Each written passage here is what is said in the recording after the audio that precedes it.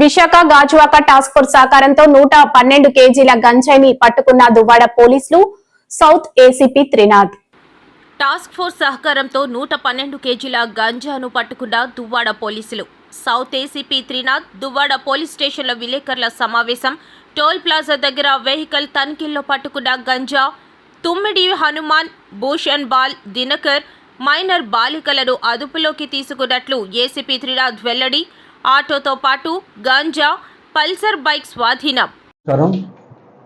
మన రాష్ట్ర ప్రభుత్వం ప్రతిష్టాత్మకంగా ఈ ఆంధ్రప్రదేశ్లో గంజాయి నిర్మూలించాలనే ఒక దృఢ సంకల్పంతో దానిలో భాగంగా respected DGP sir and CP గారు ఉత్తర్వుల మేరకు నిన్న దువ్వాడ సిఐ గారు అలాగే టాస్క్ ఫోర్స్ వారికి వచ్చిన సమాచారం మేరకు టోల్ ప్లాజా దగ్గర వెహికల్ చెకింగ్ నిర్వహించడం జరిగింది. దానిలో భాగంగా ఒక ముగ్గురు వ్యక్తులు కిముడు హనుమాన్, గోసరి పాల్, దినకర్, ఒక మైనర్ బాలిక ఒక గంజాయి తీసుకొని వస్తుంటే వారి వద్ద నుండి 112 కేజీలు గంజాయి, ఒక పల్సర్ బైకు, 2 మొబైల్స్ సీజ్ చేయడం జరిగింది. ఈ గంజాయి ఎక్కడిదని ఎంక్వైరీ చేయగా అఖిల్ అనే వ్యక్తి జీమాడగ నుండి తీసుకొచ్చి వాళ్ళకి అమ్మినట్టు చెప్తున్నారు. అయితే ఈ గంజాయిని బెంగళూరు తీసుకెళ్లాలనే ఆలోచనతో వాళ్ళు తీసుకెళ్తుంటే మార్గ మధ్యంలో మనకు సమాచారంతో ఇది పట్టుకోవడం జరిగింది.